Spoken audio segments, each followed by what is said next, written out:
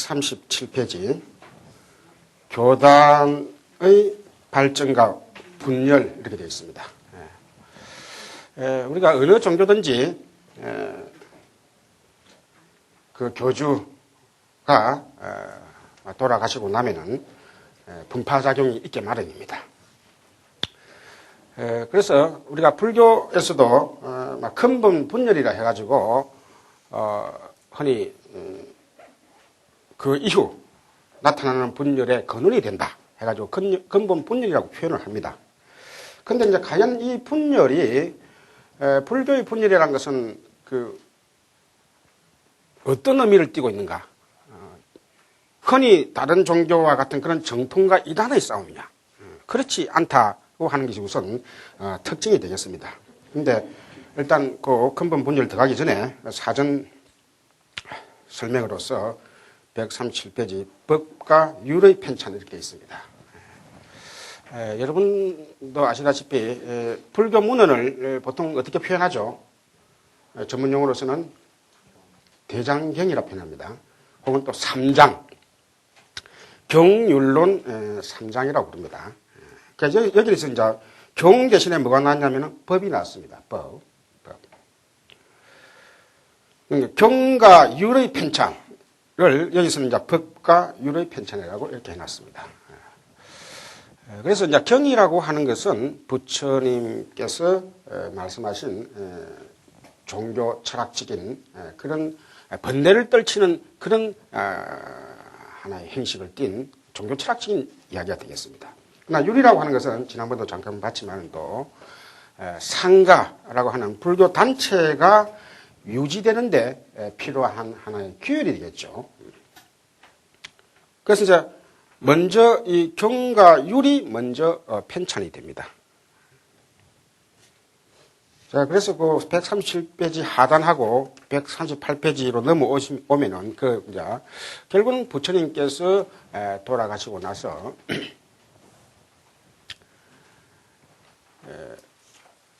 일부 제자들은 이제 부처님께서 일일이 이렇게 좀 게으름을 피우려 해도 어른이 계시니까 좀 구속을 당했는데 일부 제자에서는 이제 부처님께서 돌아가셨으니까 좀 편하게 발 뻗고 자겠다 하는 그런 일부 해이한 제자들이 있었던 것이죠.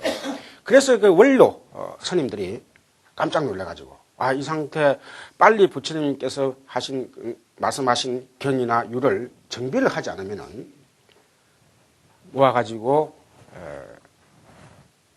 미리 단체를 규약하는 그런 규율을 정해놓지 않으면은 불교 교단이 말하자면 유지되지 않겠다. 앞으로 불교가 쇠퇴될 수도 있겠다 하는 그런 걱정에 의해 가지고 부처님께서 열반하신 후 바로 불전을 결집하게 됩니다. 그래서 여러분들 책에 138페이지 보면은 딱 중간에 제1결집이라는 말이 나옵니다.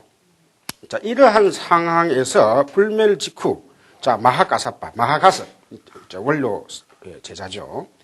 마하가스의 주제 아래 석존께서 설한 교법, 자, 이 교법이 이제 경이 되죠. 혹은 법이 되죠. 교법. 그 다음에 율의 편찬과 확인이 이루어졌다. 이것을 제1결집이라고 하는데, 그 밑에 구체적으로 사항이 나와 있습니다. 그래서 왕사성, 그 석줄 더 내려오면은 가섭은, 마하가섭은 라자그리아. 여기서 이제 라자그리아가 왕사성입니다.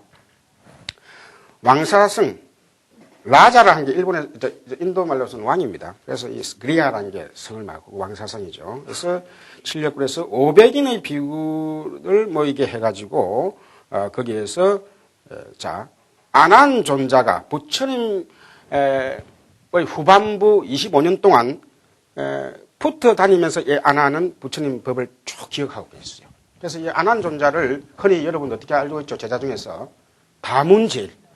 가장 부처님 법을 많이 들은 제자라는 것이죠. 이 아난존자는 머리도 좋고 아주 또 미남이었다고 그래요. 그래서 상당히 그 인기도 좋고.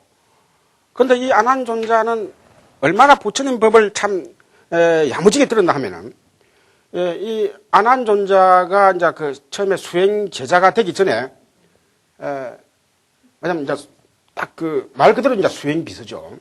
항상 부처님 곁에 대동하는 가장 접근의, 가장 근접의 거리에서 수행을 하는 이 안한존자는 그 수행비서가 대중들로 하여금 만약 수행비서를 받아들인 데 대해서 조건을 겁니다. 그 중에 조건 하나가 뭐냐면은 내가 잠깐 부처님 심부름으로 자리를 잠깐 비웠을 때, 그러면 그때 부처님께서 다른 제자들한테 어떤 말을 했을 거 아니에요. 설법을 했을 거 아니에요. 그때도 부처님께서 내가 어디 심부름 갔다 다녀온 다음에 나를 위해서 특별히 내가 못 들은 법문을 해 주십사하고 그렇게 해 주시면 내가 수행비서를 하겠다. 이렇게 조건을 달 정도로. 그러니까 처음부터 그렇게 출발을 했으니까 얼마나 부처님 법을 기억을 많이 하겠습니까? 그래서 법에 대해서는 이 안한존자가 먼저 그 밑에 놓죠. 쭉. 그 다음에 율에 대해서는 우바리존자. 우바리존자가 처음에 쭉 없습니다. 하는 방식 그 밑에 놓죠. 여시아문 할 때 이제 나는 일찍이 해갖고 부처님께서 어디 왕사성에 계실 때 이와 같이 말씀하는 것을 들었다 하면서 안한존자가 쭉 이제 없습니다. 예를 들면 이제 음악으로 치면은 독창을 쭉 합니다. 사실 여러분 결집이라 나있지만도 원래 그 이름을 상기띠라 해가지고 이거를 실질적으로 여러분 그 책에도 아마 그 합송이란 말이 있을 거예요. 합송. 우리가 합창, 음악을 함께 하는 걸 합창이라고 그러죠. 사실 초창기 우리 불교 경전도 다 이게 하나의 그 리듬으로 되어 있습니다. 그래서 합송의 형태로서 쭉 그 의견을 맞추는 것이죠. 그런데 이제 이것을 중국 사람들이 결집이라고 번역하다 보니까 이게 마치 어떤 그 책으로서 이 결집하면 뭔가 책으로서 이게 모인 것으로 그렇게 오해하기 쉽죠. 그러나 실제로는 이 결집이라는 번역보다 이 합송이라는 번역이 더 원뜻에 맞다는 것이죠. 이것을 상기띠. 상기띠라 하면 이거는 이 기띠라는 게 노래한다는 말이에요. 기띠. 기따. 인도의 바가와드 기따 아주 성스러운 노래. 인도의 힌두 성전에 만약 힌두교의 그 성경에 해당되는 게 바가와드 기따입니다. 그게 기따가 돼가지고 기따. 기띠. 이게 다 옛날 인도에서는 문자로 기록하지 않고 다 그 가사의 형태로서 우리나라에도 그런 역사가 있죠. 고려가요니 해가지고 사실 우리가 오늘날 이 연불의 그 근원을 따지면 이 하나의 이 상기띠 합송을 하는 여기에서 다 유래를 합니다. 그래서 이제 이 말하자면 여러분들이 공동으로 뭔가 음악 작곡을 한다 해봅시다. 그러면 한 사람이 먼저 자기가 이 노래가 어떠냐 하고 쑥 하면 없습니다. 그러면 다른 사람들이 그 부분은 빼자. 그 부분은 좀 더 하자 해가지고 마지막에 다 하고 나서 합창을 하죠. 불교 경전 결집하는 게 똑같습니다. 마냥 안한존자가 나는 어느 때 부처님으로 이런 이야기를 들었다 해가 쭉 하면은 그 원로 스님들이 또 앉아 계시면서 그때는 내 기억은 이게 맞는데 그 혹시 좀 기억이 좀 어긋난 건 아닌가 하면서 이렇게 대중들이 맞췄습니다. 그래가지고 500인이 다 합의를 했을 때 자 마지막으로 합창을 합니다. 합송을 하는 거예요. 그게 이제 우리가 경전의 출발입니다. 경전 출발. 그래서 초창기 경전은 다 노래입니다. 노래. 그래서 오늘날 여러분들이 아함경이나 보면은 그 산문의 형태로서, 만약 문문이 아니라 산문의 형태로서 설명문의 형태가 많이 들어있는데 그것은 후대의 이야기체로 끼워 넣은 것이죠. 그래서 초창기 때는 문문의 형태로서, 말하자면 개송의 형태로서, 그 개송을 우리가 가타라고 하는데, 가타. 오늘날 개송 여러분들 말하자면 그 시인들이 그 시를 쓰듯이 종교 철학적인 그런 내용을 식귀의 형태로서 나타낸 것을 가타라고 합니다. 그래서 이런 형태로서 합송이 이루어졌다. 자, 그래서 율도 막 그렇게 됐다 해가지고 그 제1결집 여러분 그 138페이지 아랫단에 보면은 상기띠라고 나와 있죠. 밑에서 그 셋째 줄. 예. 자, 그래서 유의 결집도 역시 막걸된데 그 옆에 139페이지 그 사진 나와 있는 것이 바로 그 칠력굴이라 해가지고 제1결집이 이루어진 그 왕사성에 있는 그 산기슭입니다. 제가 가보니까 남산 정도 크기가 됩니다. 남산 정도 되는 크기에, 지금 딱 지금 요 위치가 한 7분 능선 정도 돼요. 그래서 지금은 요즘 사진 보듯이 그 앞이 좁지만은 옛날에는 상당히 넓었다고 봐야 돼요. 지금은 좀 좁아서 한 200명 정도, 한 200명 정도 앉을 수 있는데, 그것도 사이사이 굴이 또 한 두세 개 있습니다. 그래서, 불적 답사를 할 때, 항상 이쪽을 답사를 하기도 하죠. 자, 그 다음에, 139페이지 아랫단에는, 이렇게 이제 부처님께서 돌아가시고 바로 제1결집을 했지만은 일부 참가하지 않은 그런 장로들이 있어가지고 일부는 또 거기에 대해서 달리 생각하는 사람들도 있었다. 그래서 그 뿌라나라고 하는, 여러분 최근에 뿌라나 대전은 그 뿌라나, 이 서인도 쪽에, 중인도가 아니라 서인도 쪽에 이 포교를 하는 데서는 제1인자입니다. 포교 제1 뿌라나. 여러분의 부룬나 존자라고 많이 알려졌을 거예요. 그 원어가 뿌라나기 때문에 그랬습니다. 그래서 부룬나 존자가 서방 인도에 포교를 하면서 혹시 그 불량배들한테 맞게 되면 어떻게 할 것이냐고 부처님께서 한번 넌지시 한번 물어봅니다. 그런데 이 뿌라나 존자는 여러분들이 그 사실을 알 거예요. 시간 관계에서 생각하겠습니다. 맞지만 때리면은 몽둥이로, 맞으면 손으로 때리면은 몽둥이로 때리지 않은 것만 해도 다행스럽게 생각할 텐다. 또 몽둥이로 때리면은 칼로서 찌르지 않은 것만 해도 다행스럽게 생각할 거다 하면서 그 하나의 포교를 하면서 결코 상대방이 아무리 흠해도 자기 자신의 목숨까지도 내놓을 수 있다고 하는 마지막에, 그럼 목숨까지도 널 죽이면 어떻게 할 거냐. 그렇게 대답할 때, 그렇게 물었을 때, 목숨까지도 하면은 나는 그 자리에서 일천열반에 들겠습니다. 할 정도로 그런 포교에 대한 아주 투철한 의식을 가진 존재였죠. 그래서 포교를 하다 보니까 이제 늦게 와서 그런 단체의 계리에 대해서 일부 반대가 있었다는 그런 이야기 등등입니다. 그 다음에 140페이지로 넘어오십시오. 그 불교의 중국이란 말이 나와 있는데, 여기는 이제 이 중국이란 게 차이나가 아니고 센터란 말입니다. 결국은 부처님께서 제세시 때, 부처님께서 살아계셨을 때 그 포교가 미친 영역, 이것을 불교의 중국이라고 합니다. 그래서 여러분들이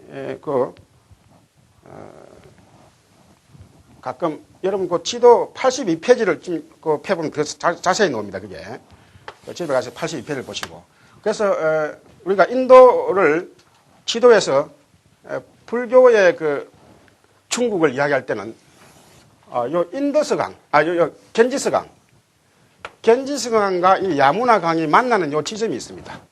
가장 간단하게 생각하면 요 지점을 중심으로 하고 한 타원형의 형태. 그래서 요 넓이가 실질적으로는 우리나라 거의 한반도 정도 되는 넓이입니다.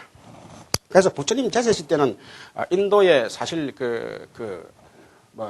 그렇게 중앙까지도 포교가 안 된 그런 형태입니다. 부처님께서 실질적으로 걸어서 가신 그런 영역은 요 만나는 요 지점, 여기에 이제 초전 법륜지인 사르나트가 있습니다. 이 초전 법륜지를 중점으로 해가지고 이런 하나의 타원형의 형태로 되어 있습니다.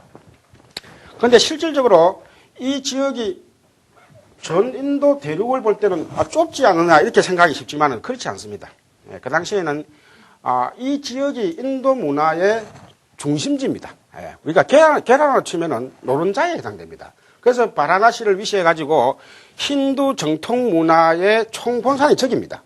그래서 실제로는 저쪽만 저쪽만 장악을 하게 되면은 거의 인도 문화의 앞으로 불교가 홍보될 수 있는 그 가장 중요한 교두보를 확보했다고 그렇게 볼 수 있는 거예요. 그래서 부처님 당시 비록 영역은 좁지만도 인도 문화의 중심지를 차지했다.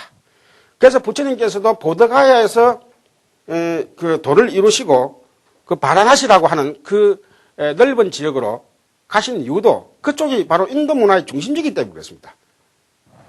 인도 문화의 중심지에 가가지고 당신께서 깨우치신 법을 직접 테스트 해보겠다고 하는 자부심도 계셨고 또 적극적으로 포교를 해보겠다고 하는 그런 말하자면 하나의 자신감도 있었던 것이죠. 자, 그래서 불교의 중국이라는 게 있다. 여러분들 책에는 뭐 여러 가지 그 지역 이름들이 나왔는데 그런 지역 이름들은 외울 필요가 없습니다. 전혀.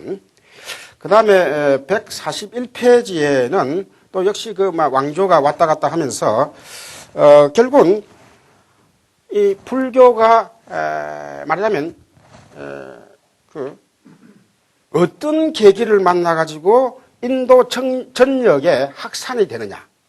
그것은 부처님께서 열반하시고 나서 100년 이후를 기다려야 됩니다.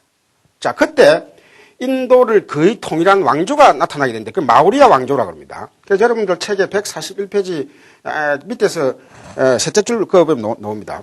난다 왕조를 멸망시킨 찬드라굽타 왕의 그 마우리아 왕조가 탄생하게 되는데 이때 마우리아 왕조의 3대 왕인 아소카 왕이 등장하면서 비로소 불교가 저 밑에 남인도까지 쭉 홍보되게 됩니다.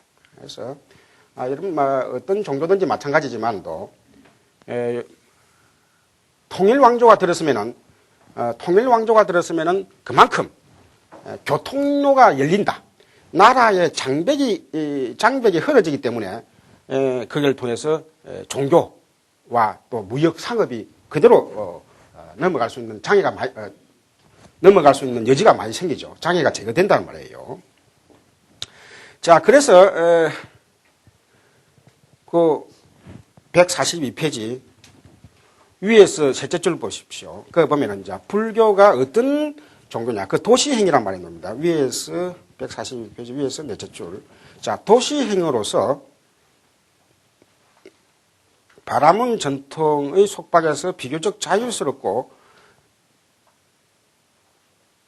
아시겠죠? 계급 평등이죠. 이 말은 시대의 요청에 부응하는 윤리를 설한 불교는 자 시대의 요청에 부응한다. 자, 불교의 윤리는 앞에 상황윤리란 말이 나왔습니다. 어떤 그 문자 그대로의 그런 율에 매이지 않고 그 상황에 맞게 불교는 어떻게 보면 발빠르게 현실에 적응했다는 것이죠. 도시행 종교라는 거 하고 그 다음에 현실 그 상황에 계율을 적응을 잘 시켰다, 빨리 시켰다 하는 것이 불교가 어떤 종교보다도 말하자면 그 힌두 정통 종교 아닌 그 하나의 신흥 종교로서는 어떤 종교보다도 발빠르게 인도에 뿌리내릴 수 있었다. 도시행 종교란 말은 결국은 상업이 발달하면 할수록 불교는 더 많이 전달될 수 있는 그런 그 문화적인 사회적인 여건을 마련했다 이렇게 볼 수 있습니다. 자, 그래서 그 밑에 쭉 나오지만 아소카 왕, 결국은 이 아소카 왕이 거의 인도 전역을 남인도 그 끝을 조금만 남겨놓고 거의 통일을 하면서 또 이 왕이 불법에 기일을 합니다. 그래서 여러분도 잘 아시다시피 지난번에도 말씀드렸지만도 곳곳에 아소카 그 석주 왕이 순례를 하면서 우리나라에서도 진흥왕이 그 순례를 하면서 진흥왕 순수비가 우리가 북한산에도 있죠. 그와 마찬가지로 다행스럽게 이분이 인도 각지를 순례를 하면서 꼭 불교 이야기는 아니라도 불교 유적지에는 부처님의 탄생지라 해가지고 윤빈이 같은 경우에는 세금을 8분의 1로 감면해주는 그런 또 조칙을 그 석주에다 딱 적어놨습니다. 그 다음에 또 남도 쪽에서는 부처님 말씀 중에서도 아주 일반 백성들에게 도움이 될 만한 것. 그런 것들을 아주 요목 7조목이나 8조목 해가지고 요약해가지고 또 새겨놨습니다. 그걸 이제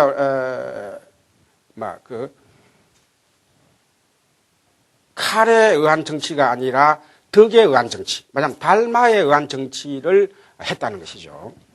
그래서 이분이 불교에 상당히 기여하면서 불교가 적극적으로 저 남인도까지 전해지고 또 이것은 전설이지만은도 아소카 대왕의 아들도 역시 포교 전선에 나서가지고 스리랑카에 오늘날 그 실론 스리랑카의 불법이 처음 전해졌다 하는 그런 전설이 있기도 합니다. 그래서 이걸 왜 전설이라는 표현을 하냐면은 그 문헌에는 아들이 직접 스리랑카에 전했다고 하지만도 그 역사적인 연대로 따져보면은 아들이 아니라 일반 다른 사람이 이미 전했는데 아소카 대왕의 아들이었다. 아소카 대왕이라는 그 위대한 분이 불법을 전했다고 해가지고 후대에 그런 갖다 붙이는 그런 전설로서 이해하는 것이 더 그런 역사적인 연대에 맞다. 이렇게 오늘날 이해되고 있습니다. 그래서 실질적으로 불교가 세계 종교화 되는데 결정적인 역할을 한 왕이 이 아소카 대왕입니다. 그래서 역대 여러분들이 아마 불교 문헌 중에서도 왕에 대해서 왕을 주인공으로 해가지고 경전을 한 경우가 이 아소카 대왕이 가장 많습니다. 그리고 가장 시초고. 그래서 불법을, 말하자면 부처님 법을 외호하는 왕으로서 가장 전행적이고 가장 모범적인 왕으로서 아소카 왕을 들고 있죠. 그래서 아소카 대왕의 업적에 대해서는 뒤에 놓으니까 우선 여기서 요 항목에서만 보도록 하겠습니다. 그래서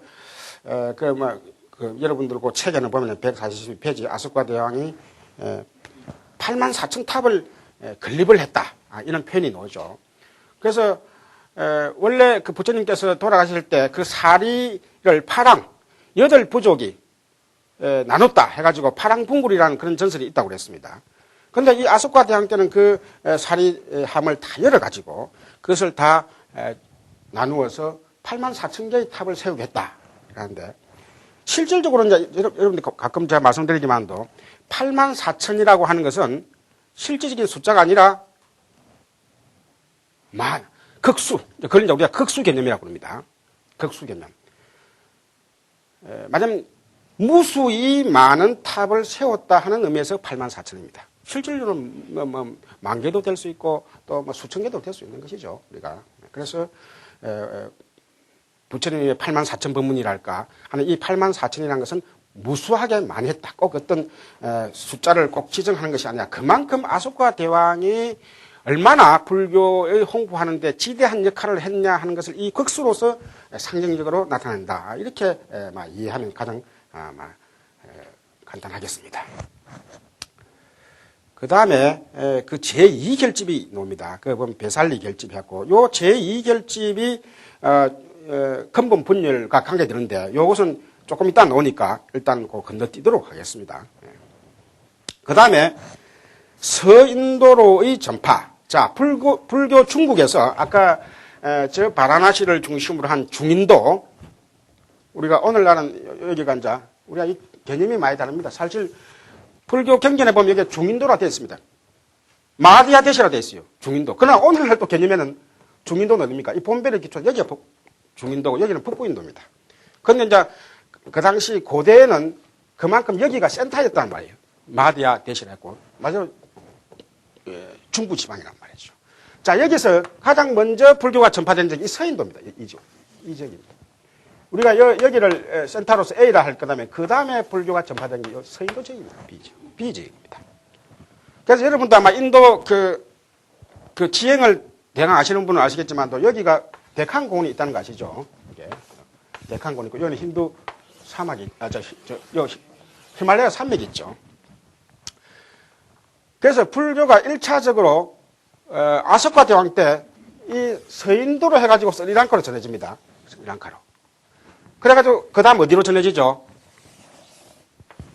회로로 해가지고 오늘날 그 동남아시아에 볼 수 있는 그런 그 남방 불교가 하나의 그 전해지는 통로가 되는 것이죠. 그래서 불교가 결국은 아속과 대왕 때 서인도에 중점적으로 전해지는데, 그럼 왜 서인도에 불교가 전해질 수 있었느냐?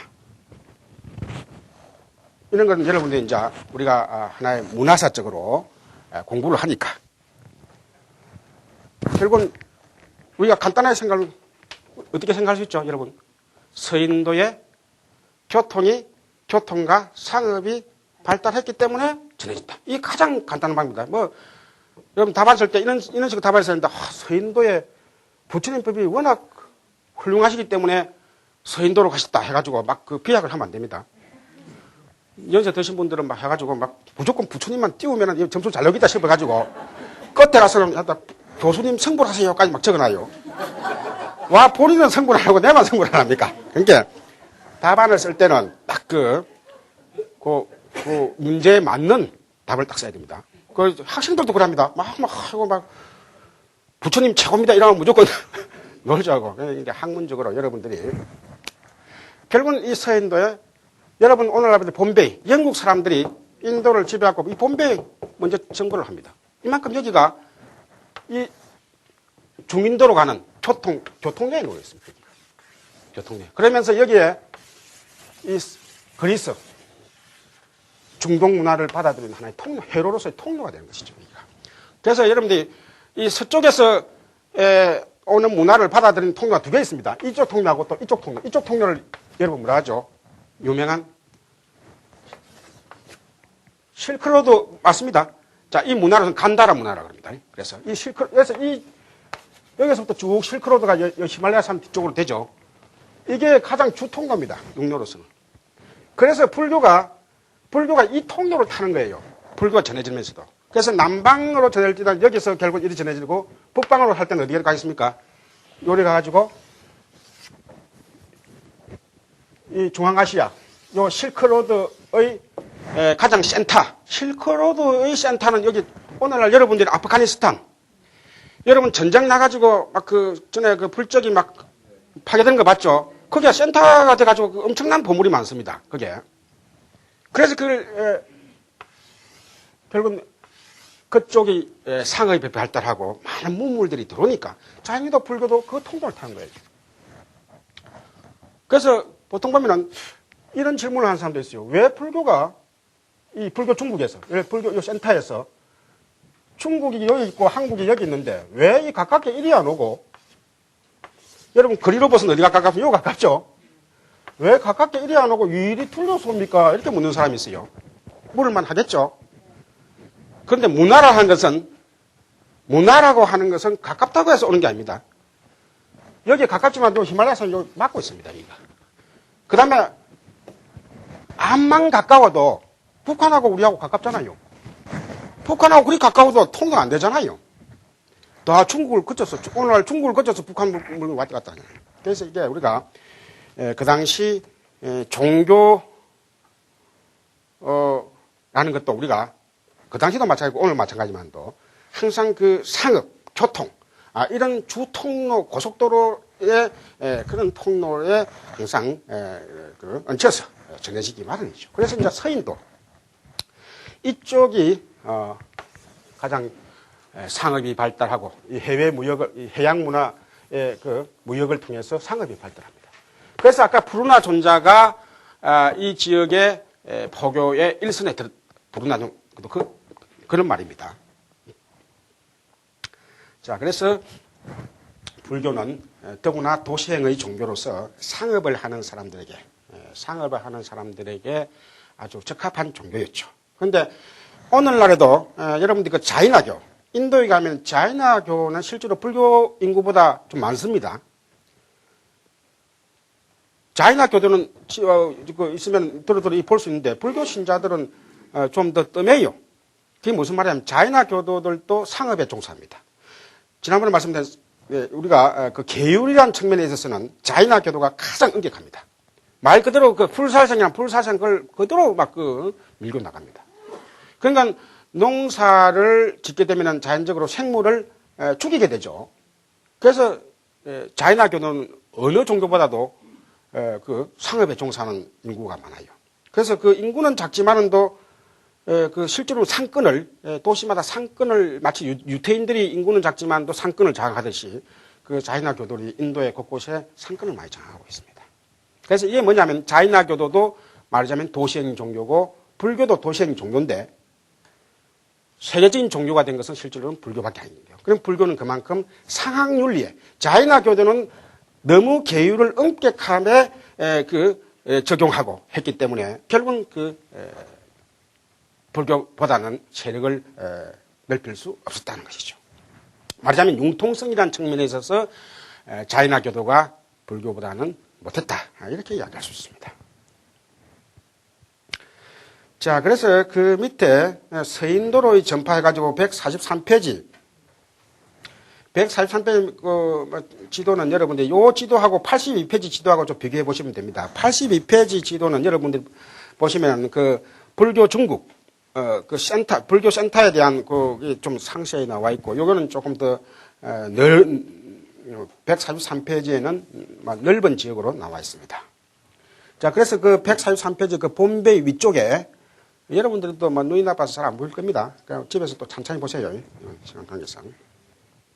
자, 그래서 143페이지 아랫단에는 거기에 어떤 이야기가 하면은 결국은 그 서인도라고 하는 그 변방, 불교 중국으로는 변방이죠. 그 변방에 불교가 전해지면서 뭐냐면 그 응용하는 그런 하나의 그 경우를 보고 있습니다. 거기 보면 원래 비구가 어떤 사람이 스님이 될 때, 비구가 될 때는 10명의 그런 그 스님들이 필요한데 그것을 3, 4, 7정이라 해가지고 증명하는 것이죠.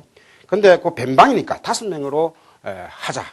5명으로 할 수 있다. 등등등 이런 현실 적응하는 그런 측면의 예를 들어놨습니다. 그 다음에 144페이지에는 이 서인도의 이제 실질적으로 그 지역이 여러분 책에는 우자인이라고 되어 있습니다. 우자인. 그 보면은 위에서부터 2, 6, 8, 10줄 보면 보면은 우자인은 그 당시 교통의 요충지였다. 원 발음은 우자인, 우자인, 여기서는 우자인이라고 대강 그게 뭐죠. 그래서 이 우자인 지방이 실질적으로 아까 그 봄베이가 그 봄베이는 최근에 그렇게 용성한 것이고 실제로 그 고대부터는 이 우자인 지방이 더 교통의 요충지였다. 그래서 이러한 요충지이기 때문에 이를 통해서 각종 문물과 또 종교 문화가 유행을 할 수 있었다. 그래서 이를 통해서 결국 남인도로 갔다는 것이죠. 왜냐하면 불교가 그러니까 여러분 지도상으로 보면 남쪽으로 쭉 내려가가지고 이리 와야 될 텐데 실질적으로는 서인도, 남인도는 따져보면 스리랑카보다도 더 제일 여기 이제 깐느야 꼬마리라고 하는데 이 끝 깐느야 꼬마리 이 근처는 실질적으로는 늦게 불교가 전파되는 것이죠.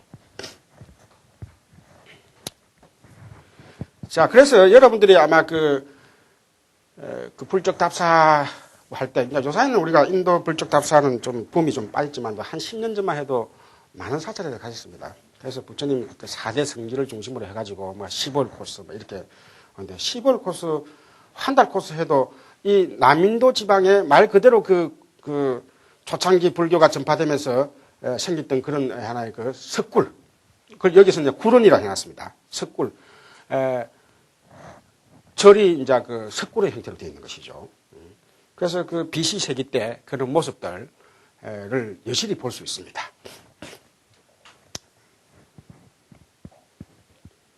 그 다음에 145페이지. 그러면 이제 이렇게 서인도로 이렇게 이제 불교가 전해져서 불교가 점점 이제 확대가 됐는데 아까 제1결집은 말 그대로 부처님 법을 결집하는 그런 단계에 분열의 조짐이란 게 없었어요. 일부 한두 명의 제자들이 미처 참가를 하지 못해가지고 그에 대해서 조금 다른 생각은 가질 수 있었지만 그러나 이제 제2결집 때 오면은 145페이지 교단의 분열이라 해가지고 불멸 후 백령경. 자, 그래서 아까 이제 서인도로 불교가 전파되고 그래서 그 당시 서인도의 불교가 전파되고 그 나름대로 또 교단이 형성돼 가지고 또 원로 스님들도 있고 그랬을 거 아니에요. 근데 그 서인도 출신 그 스님 중에 야사라고 하는, 여러분 참 야사사로 돼 있죠. 야사라고 하기도 하고 야사사라고. 야사 이 스님이 이 마가다 지방의 베살리 지방을 가봤단 말이죠. 이 베살리가 내가 요 불교 중국에 여기 있습니다. 베살리. 내가 요 막 이 근처 안에 있어요. 베살리. 그래서 서인도 출신이 여기 가보니까 이 베살리 지방에서 그 율장에도 없는 그런 율에 어긋난 그런 모습들을 보게 된 것이죠. 말하자면 그 구체적으로는 금은, 그 당시에 이제 돈은 금은으로서 통용했으니까 스님들이 이 금은을 신도들로부터 받고 있단 말이죠. 율장에 같으면 스님들은 돈을 몸에 못 지닙니다. 원시 초기 율장에서는. 근데 베살리는 이 어떤 지방보다도 상당히 그 사회 발전 속도가 빨리 진척이 된 것이죠. 그래서 자연적으로 신도들의 정성이니까 원래 율장에는 금을 처음에 지니면 안 되지만도 그걸 받았다는 거죠. 그런데 이제 이 야사 스님이 볼 때는 이게 분명히 틀린다. 이 율장에도 없고. 그래서 거기에 대해서 이 논의를 일으킵니다. 그 논의를 일으키면서 이 서인도나 이 중인도 이 원로 스님들에게 막 이 문제를 해결해야 된다. 이 해결하지 않으면 이 불법이 쇠퇴돼 가지고 타락한다. 해가지고 그 일으킨서 아까 금원의 문제뿐만 아니라 중요한 문제를 한 10가지 추립니다. 그것을 여러분 책에서는 그 14, 우리가 흔히 10가지 사항이라 했고, 이 10가지 사항에 대해서 이제 논의를 일으킵니다. 14. 그래서 여러분 책에 145페이지 밑에서부터 해가지고 146페이지 그 10가지 항이 되어 있죠. 그래서 이것은 책마다 중간에 그 항목들이 조금 차이는 나는데, 여기서 주 테마는 뭐냐면 10번째 나오는 금원의 소지 문제하고 그 다음에 첫 번째 나오는 오후 불식의 문제입니다. 가만 있자. 두 번째 나오는 오후 불식의 문제. 우리나라에는 지금 스님들이 그 오후 불식을 안 하고 있지만도 지금 그 남인도 쪽에서는 지금도 오후 불식을 지키는 그 교단이 참 많이 있습니다. 저도 그 직접 보고 했는데, 오후 불식이란 뭐냐면 그 해가 딱 남중을 하면은, 옛날에 시계가 없었으니까 해가 이제 남중을 하면은 그 남중을 이제 그 이후로는 씹히는 걸 먹으면 안 됩니다. 그 씹히는 걸 먹으면 안 된다 하니까 또 그럼 안 씹히기는 먹을 수 있습니까? 하죠. 저도 처음에는 이게 완전히 안 먹는 줄 알았어요. 근데 그게 좀 차이가 있더라고요. 곡기 이렇게 어느 정도 음료수는 말하자면 그 마실 수 있는 걸로 막 그렇게 되는 것이죠. 왜냐하면 우리가 말하자면 정식, 딱 정식을 이제 인도 사람들은 그걸 우리같이 우리하고 까르라고 그러죠. 그런 형태 정식을 먹지 않는다는 것이죠. 그런데 어떤 일을 하다 보면은 그 12시, 우리 지금 시간으로 치면 12시 반쯤 돼서 도착했다. 그럼 한 30분 차인데 밥을 못 먹게 한다. 밥을 먹고 내가 지금 포교를 해야 되겠는데 힘도 빠지고 말이죠. 그럴 경우에 그 한 30분 정도. 그러니까 여러분 책에는 지금 이제 손가락 2마디나 나 있는데, 여러분들이 과학 지식이 조금 있는 분은 아시겠지만도 해가 남중을 하면 어떻게 되죠? 동서로 그림자가 없어지죠? 여러분 아시죠? 요 막대기가 서 있다 그럽시다. 해가 요 딱 꼭대기에 있으면 어떻게 되죠? 요 그림자가 안 생기죠, 이쪽으로. 근데 12시 되고 요렇게 이제 해가 이쪽으로 가면은 이쪽으로 그림자가 하나씩 늘어나죠, 그렇죠? 늘어나지 않습니까? 그래갖고 아주 저녁물이 때문에 이렇게 쭉 늘어나죠. 그래서 12시, 그러니까 한 두 마디라는 게 요 2마디, 손 2마디 하면 이렇게 되죠, 이렇게. 제가 생각하는 한 12시 반 정도 되는 것이죠. 그래서 말하자면 젊은 스님들을 중심으로 한 그런 스님들은 한 손가락 2마디 정도까지, 12시 반 정도까지는 점심을 먹게 해주자. 그것이죠. 따지면 별거 아닌 것 같아도 이게 이제 종교적인 그런 하나의 단체다 보니까 어떤 원칙을 허물어뜨리면은 자꾸 그 전체적인 단체 생활이 해이해지니까 사실 이런 율은 중요합니다. 그래서. 그 다음에 첫 번째, 이 소금 같은 것도 마찬가지입니다. 스님들은 음식을 몸에 지니면 안 됩니다. 먹을 것을. 그런데 이 소금만은 지니게 하자.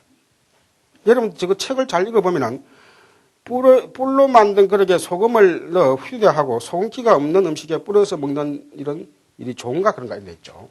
그래서 인도는 워낙 덥기 때문에, 적어도 우리나라의 여름 날씨가 거의 한 8개월, 9개월 있게 됩니다. 그럼 땀을 워낙 많이 흘리니까 실질적으로 소금을 복용해야만이 몸의 전해질 균형이 맞아요. 그래서 저는 인도 남인도 쪽을 여행하면서 수박을 파는데 수박을 소금에다 찍어 먹고 오이를 소금에다 찍어 먹더라고요. 땅콩도 소금에 찍어 먹고. 그러니까 우리로 보면 왜 저럴까 처음에 생각했는데 저도 이제 이런 걸 보고 이게 그 사람들이 말하자면 이 소금이라고 하는 것이 하나의 어떻게 보면 하나의 우리로 치면 비타민이나 약품에 해당되는 것이죠. 그래서 이걸 음식으로 치지 말고 이런 식으로 양해를 해달라는 것이죠. 이거는 음식을 진 것으로 해달라고 해서는 안 된다는 것이죠.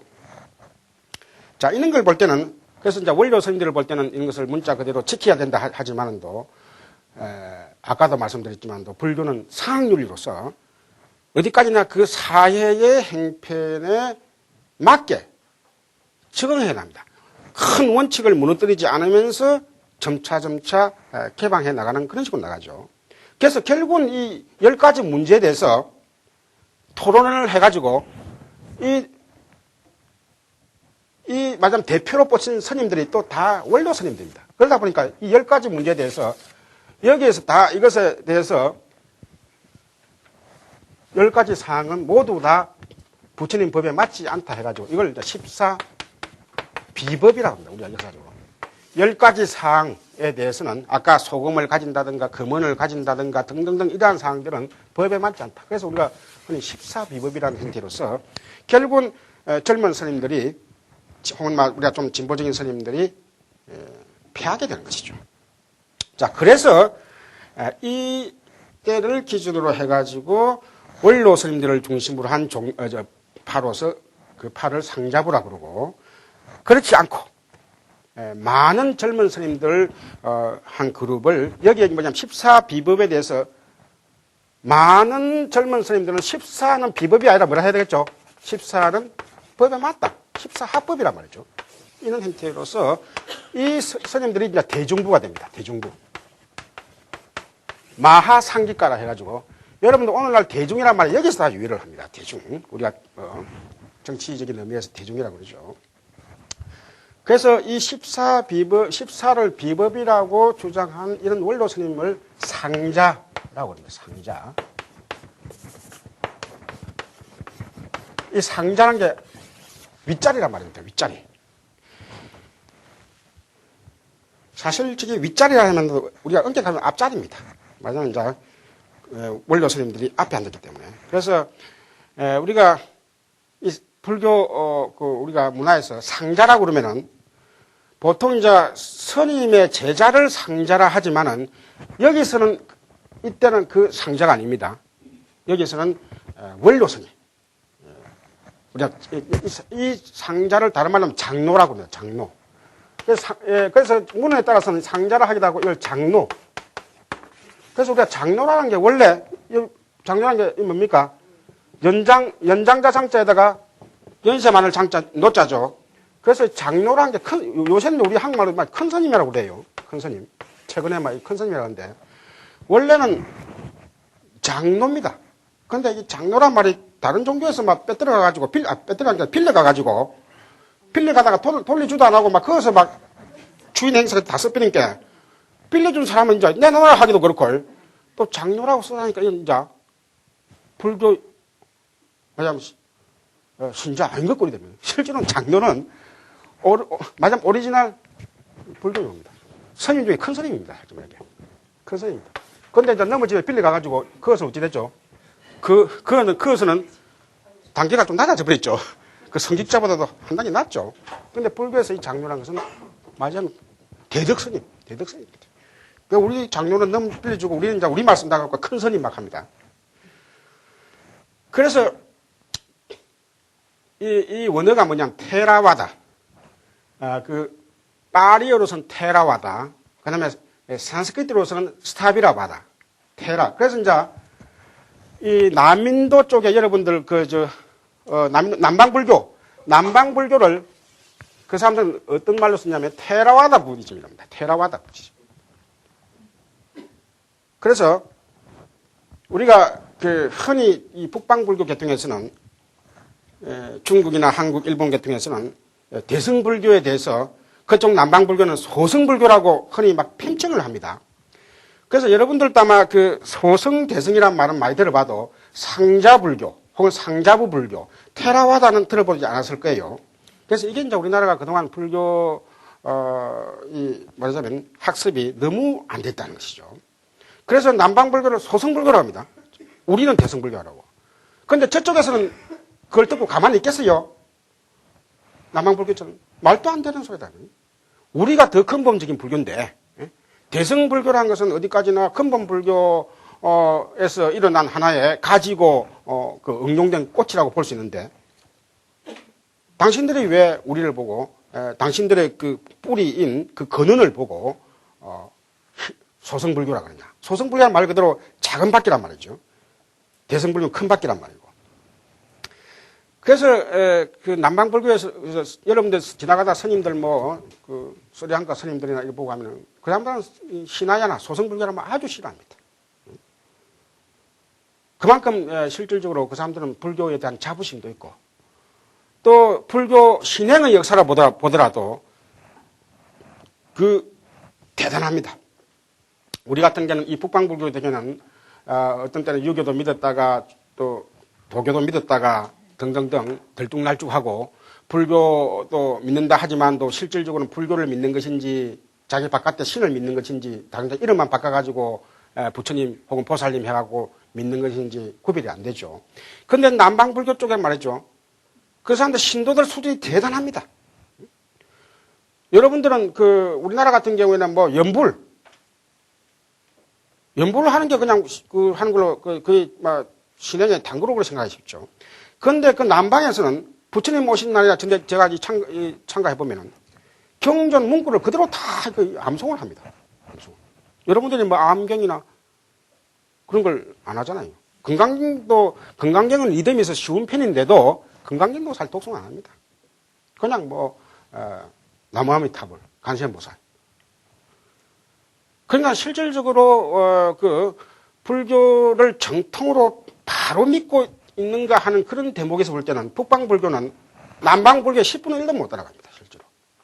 그래서, 그거는 또 역사적인 사유가 다 있고 있습니다. 그래서, 일단, 이런, 이 상자부 불교와 대중부로, 상자부와 대중부로 나눴다.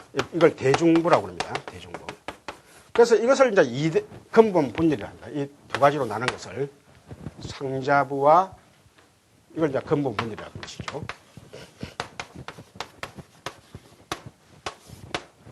자, 여러분도 그래 아시다시피 결국은 이것은 이 상자부와 대중부가 나뉘었다 해가지고 정통과 이단의 싸움은 아니다 하는 것을 볼 수 있습니다. 왜냐하면 그 유래 어떤 종교든지 불교가 전파되면은 그 지역마다 문화적인 차이로 인해 가지고 규율을 엄하게 해야 되느냐, 좀 느슨하게 풀어야 하는 문제는 어디든지 일어납니다. 왜냐하면 상자부가 정통이다, 대중부가 정통이다 말이 어디에도 없습니다. 그래서 그래서 더구나 인도는 우리나라와 같은 그런 단일 민족이 아니에요. 우리는 경상도 사람이나 서울 사람이나 강원도 사람이나 전라도 사람이나 얼굴이 같습니다. 얼굴만 보고는 그 사람이 어느 지방인 사람인지 모릅니다. 이제 말을 들어보면 대강 알지만. 그러나 인도는 얼굴만 보고도 저 사람이 어느 지방 사람이라고 판명될 정도로. 왜냐하면 인종이 다양합니다. 문화가 다양합니다. 또 말도 다릅니다. 우리는 경상도 사람이 서울말 알아듣습니다. 그런데 인도는 조금 벗어나면은 서로 못 알아봅니다. 못 알아듣습니다. 글자도 다릅니다. 그래서 여러분들이 보통 그 유럽 하면은 나라가 쪼개져 있는 걸 알죠. 프랑스, 독일, 영국 나라도 쪼개져 있고 글자도 다르다. 그러나 인도는 한 나라라고 생각합니다. 실제로는 인도도 말하자면 유럽과 같은 그런 나라입니다. 근데 그 인도 문화라고 하는 그 큰 울타리가 그걸 큰 바다와 같이 다 포용하고 있는 거예요. 이렇게.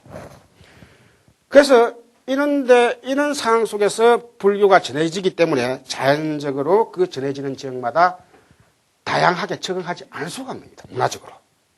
그래서 그 지방마다의 설화 혹은 또 그 기존에 있던 그런 종교들을 불교가 받아들이면서 말하자면 그걸 이제 우리가 서팝이라고 합니다. 전문 용어로서는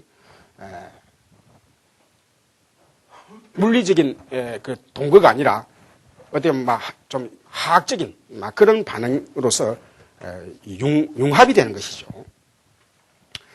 자, 그래서 이런 근본 분열을 통해서 불교가 점차점차 이것은 어디까지나 부정적인 의미가 아니라 불교가 확대되는 과정에서 말하자면 인도 전역의 불교가 확대되는 과정에서 이는 어쩔 수 없이 문화적인 차이에 의해서 분파가 될 수밖에 없었다. 그래서 실제로는 분열이라는 말보다도 분파라는 말이 더 맞을 수가 있는 거예요. 분열이라고 하면 도리어 좀 뭔가 부정적인 의미 혹은 또 정통과 이단의 싸움으로 보기 쉽지만은 분파라고 하면 이거는 자연적인 어떤 그 지역에 유명한 그 스님이 나타나면 하면 그 스님을 중심으로 혹은 또 어떤 지역에 또 문화가 다르면은 그래서 산을 기준으로 해가지고 우리나라 같은 태백산을 기준으로 해가지고 엄격하면 전라도 문화하고 경상 문화하고 좀 차이가 납니다. 그게 인도도 마찬가지입니다. 강을 기준으로 해가지고 혹은 또 남인 쪽에 산이 있으면 산을 기준으로 해갖고 그래서 동산주부, 서산주부라고 하는 뒤에 파가 있습니다. 그러면 하나 산을 기준으로 해갖고 동쪽, 남쪽이란 말이에요. 이게 이런 식으로. 그래서 이것은 바로 불교가 물론 그 교리적인 차이에 의해서 나눠지는 경우도 가끔 있지만은 그것이 주 하나의 이슈는 아니었다 하는 것이죠. 자, 그 다음에 그래서 그 147페이지 첫 줄에 보면 그 잘 요약이 되어 있습니다.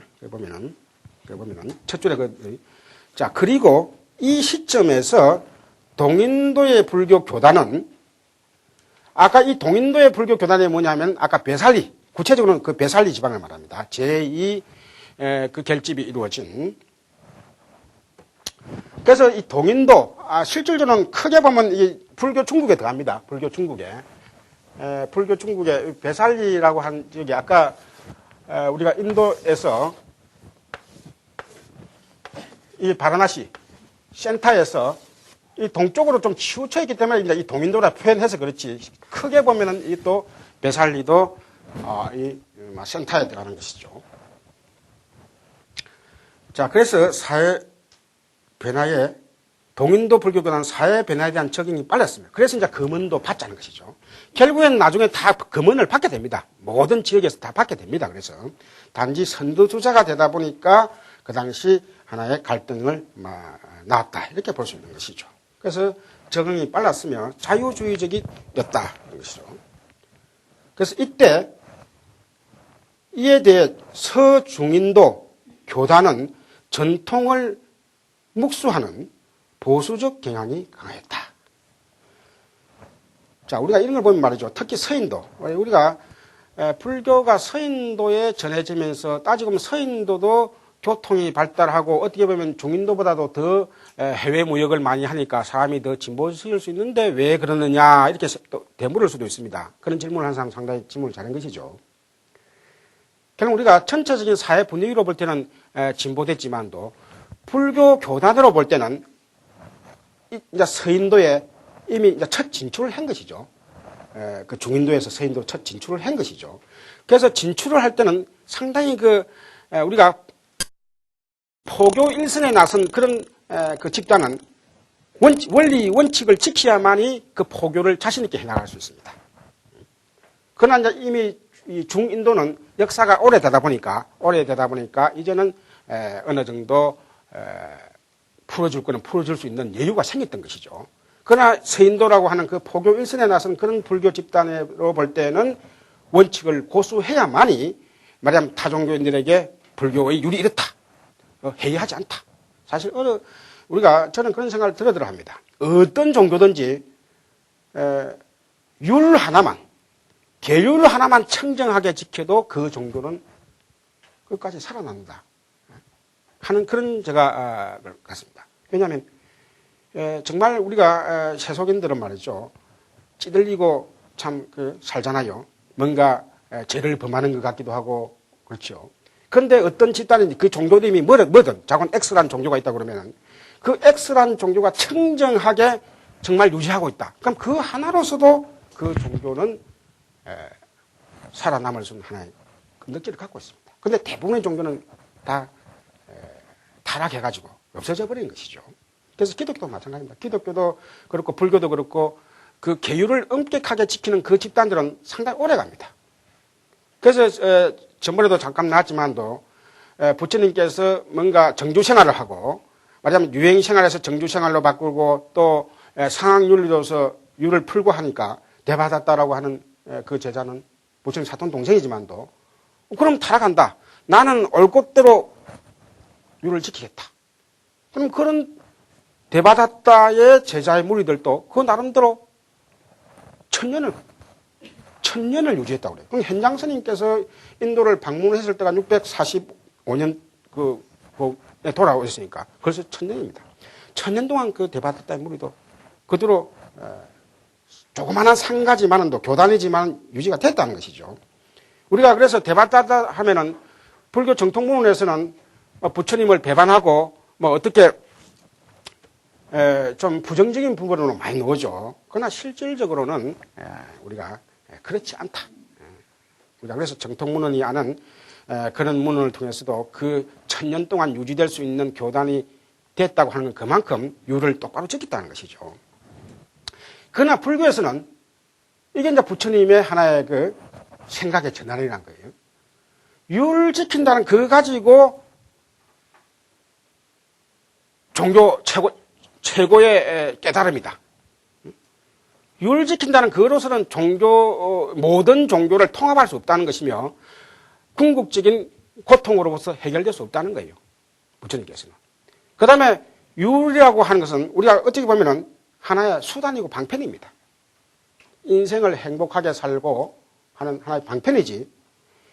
인생을 살면서 우리가 태어나가지고 죽을 때까지 율을 지키는 것을 하나의 그 목적으로 생각한다는 그게 수단과 목적이 전도가 됐다는 거예요. 우리가 아침에 일찍 일어나고 저녁에 늦게 자고 하는 것도 하나의 그릇을 통해 가지고 인생을 의미 있게 개발하고 돈도 좀 많이 벌리고 자식들 간에 편하게 산다 목적이 있는 것이지 아침에 일찍 일어나고 저녁에 늦게 자고 하는 것이 하나의 큰 목적이냐. 그거 지킨다고 막 자녀들은 들보도 안 하고 또 오직 그 시간 5분 10분 그거 늦고 빠르고 그거 지킨다고. 그러면 그 사람은 결국 인생을 뒤바꿔서 산다는 것이죠. 그래서 부처님께서 바로 이런 문제 때문에 자신 있게 계율을 풀 거는 풀었던 것이에요. 예. 자, 그래서 그 밑에 결국은 그 밑에 보면은 그 밑에도 좋은 말이 나옵니다. 이는 그거 봅시다. 그래서 이교도가 조금 전에 그거 봅시다. 서중인도 교단은 소위 후발그룹이다. 이 말입니다. 아까 후발그룹이다. 포교 전선이니까. 이교도가 많은 지역에서 포교에 노력하고 있었으므로 전통을 엄격히 지키지 않으면 안 되는 사정도 있었을 것이다. 일반론이기는 하지만 후발그룹 쪽이 보수적이면 수긍된다. 자, 이는 힌두교에서도 북인도의 바라문이 자유주의적이며 새로운 상황에 쉽게 적응하지만, 자, 남인도, 지금 요 부분이 중요합니다. 불교뿐만 아니라 실질적으로 힌두 문화도 그렇습니다. 지금도 그렇습니다. 그 뒤에 보면 남인도의 바라문은 전통을 준수하는 자세가 강하며 북인도보다도 보수적이다. 불교만 그런 것이 아니라 그 실질적으로 말하자면 바라문 문화는 정통 바라문 문화는 불교와 마찬가지로 역시 아까 불교가 그 지역이 개표입니다. 여기 바라나시. 이 지역이 바라문 문화의 중심지입니다. 실제로. 그래서 남인도의 이 여 끝에 사는 이 노인들이 말이죠. 여기 기차 타고 가면 기차 안에서 두 밤을 자야 됩니다. 기차 안에서. 근데 해가지고 다 여기도 강이 있고 하지요. 남인도도 강이 있고 하지요. 그런데 어디서 목욕을 꼭 하고 싶느냐? 요 바라나시에 겐지상에 목욕을 하려고 그렇게 며칠을 잡고 올라옵니다. 그만큼 뭐냐면 이 북인도가 바라문 문화의 중심지라고 하는 것을 나타냅니다. 예. 그런데 그 바라문 문화도 부처님 불교가 전파되듯이 바라문 문화도 점차 이 남인도에 전파가 되죠. 이 원래 그 원주민 문화가 남인도에 차지하고 있었는데 아리안족들이 들어오면서 이렇게 점차 이 물을 들이죠. 물을 들이는데 나중에 이 드라비다족들은 바라문 문화를 받아들이면서 역시 후발주자인데도 더 정통을 고수합니다. 지금도 여러분 남인도 가면 남인도 문화 다릅니다. 그래서 북인도 쪽에서는 영어를 많이 씁니다. 힌디어 뿐만 아니라 영어를 많이 쓰는데 요 끝에 가면은 요 bombe 이 아래쪽에 가면은 특히 요 끝에 여기 마드라스가 있죠. 마드라스 여기 안내했고 말이 요 지역에 가면 영어가 안 통합니다. 저는 그래서 인도에서 그 북인도에 있다 보니까 힌디어는 제가 또 배우고 이래가지고 힌디어를 쓰든 영어를 쓰든 편리했는데 남인도 가니까 글자도 다 달라지는 데다가 말 그대로 참 사람이 못 알아들을 경우에 어떤 식으로 행동을 해야 되는가 한 걸 감각적으로 느낄 수 있는 이 남인도였어요. 글자도 다 다르죠. 영어도 안 통하죠. 힌디어도 안 통하죠. 그런데 이만큼 여기서는 자기들 나라 그 바라문 문화를 지키려고 하는 그 정신을 지금도 지키고 있습니다. 그래서 우리가 이거는 무슨 말이냐면 불교 쪽에서 볼 때는 결국은 불교가 이런 근본 분열이 일어나고 하는 것이 전체 인도라고 하는 그 바라문 문화를 위시해가지고 그는 문화적 사정 속에서 혹은 또 종교가 전파되는 과정에서 이것은 필연적으로 자연적으로 일어날 수 있는 속에서 분파를 한 것이지 어떤 부처님 법에 대해서 네가 옳다 내가 그러다고 내가 옳다고 하는 그런 정통과 이단의 싸움이 아니었다 하는 그런 결론이 되겠습니다. 자, 그래서 이제 우리가 아까 그 다음 항목으로서 147페이지 아까 아소카 왕에 대한 이야기가 잠깐 나왔죠. 자, 이게 이제 본격적으로 나오는 이야기입니다. 그래서 이 아소카 대왕은 여러분 읽기도 쉽습니다. 148페이지, 149페이지 쭉 넘어오세요. 넘어오시면은 그 148페이지, 149페이지 여러분 안 읽는 게 좋습니다. 그거 보면 인도 왕조들 그 이름 복잡한데 바뀌어가지고 이런 제가 읽지 말라는 것도 전문 학자들도 우리 같은 사람은 이제 인도의 그 용어를 알기 때문에 가지만도 힘듭니다. 그래서 넘어가시고 그 다음에 어디를 보시냐 하면은 150페이지하고 151페이지 151페이지 보시죠. 그래서 이제 그 151페이지에 그 나와 있는 사진이 아소카 석주입니다.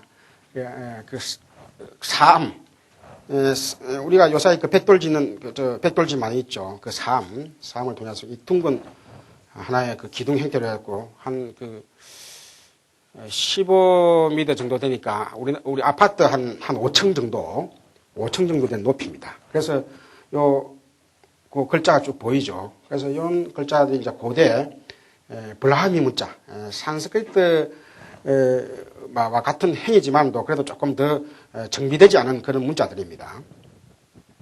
그래서 그 150페이지는 무슨 말이 나와 있냐면 결국은 이 아소카 대왕도 초창기 때는 이 정복 정쟁을 통해 가지고 상당히 무력을 하면 다 통할 것이다 이렇게 생각했는데 오늘날 우리가 마치 이라크에서 볼 수 있는 그런 비참함들을 보고 왕으로서 이 도대체 내가 내같이 이렇게 무력이 힘센 사람이 정복하는데도 한계가 있고 결국은 피정민도 그렇고 성리자도 그렇고 다 고통을 받는구나.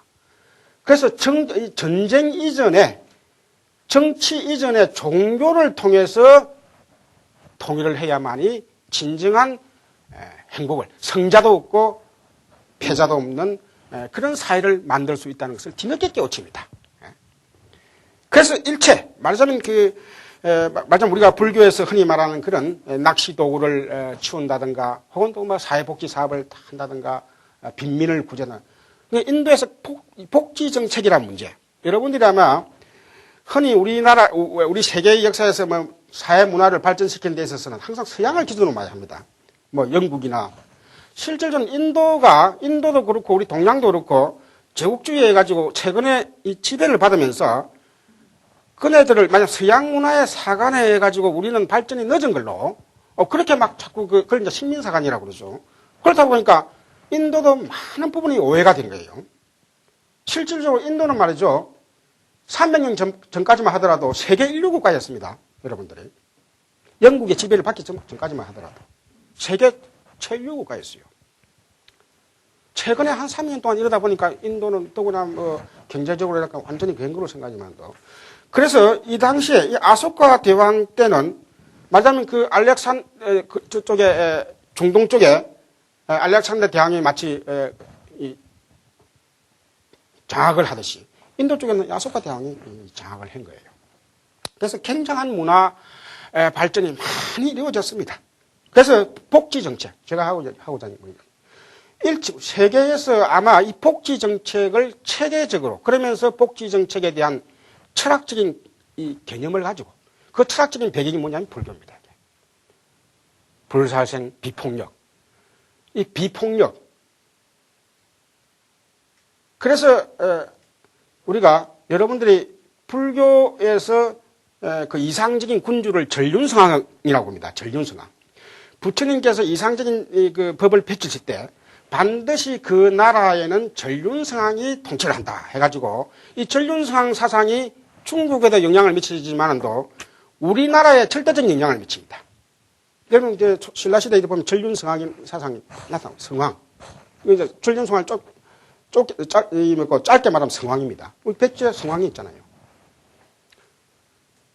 그래서 이 전륜성왕 사상 내지는 미륵 사상.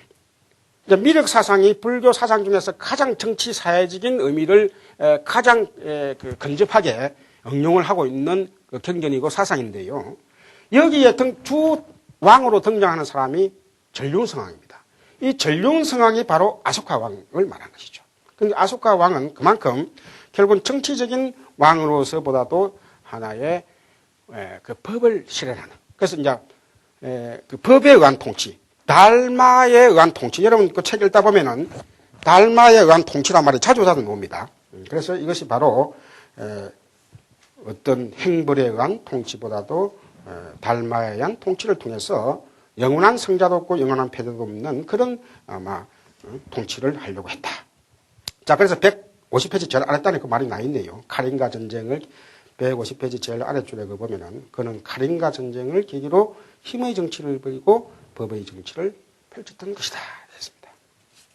자, 그래서 막 시간이 돼서 150페이지, 151페이지, 이런 것은 여러분들이 이제 읽어보실 수 있는 이야기들입니다. 그래서 150페이지 제일 마지막 줄에 보면 그 달마의 정복이라고 되어 있죠. 여기 달마의 정복이라 하지 말고 달마에 의한 해서요. 그 의자를 달마에 의한 정치, 달마 비자야. 그 152페이지 제일 아랫줄에 그 보면은 달마의 정복이라고 되어 있죠. 달마에 의한 정복이 되어 있습니다. 법에 의해서, 말하자면 총칼에서 인민을 지배하는 것이 아니라 달마에 의해서 지배한다. 그래서 달마에 의한 이렇게 정확한 번역이 됩니다. 그 다음에 153페이지, 154페이지 쭉쭉 읽어보시고 오늘 어디까지 했냐면 그래서 말이죠. 155페이지 중간까지인데 155페이지 여러분들 중간에 마지막 줄 시간이 지금 내가 지금 오버된지 아니면 지금 조금 그래서 중간에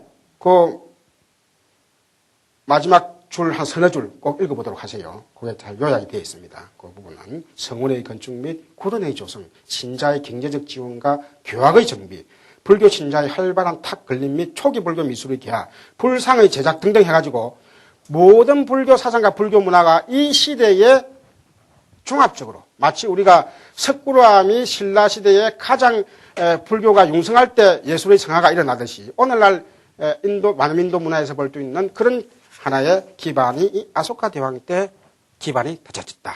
이렇게 이야기할 수 있겠습니다. 그래서 시간에 대해서 오늘 여기까지 하고 다음 시간에 불교 교단의 은어와 경전 여기서부터 하도록 하겠습니다. 이상입니다.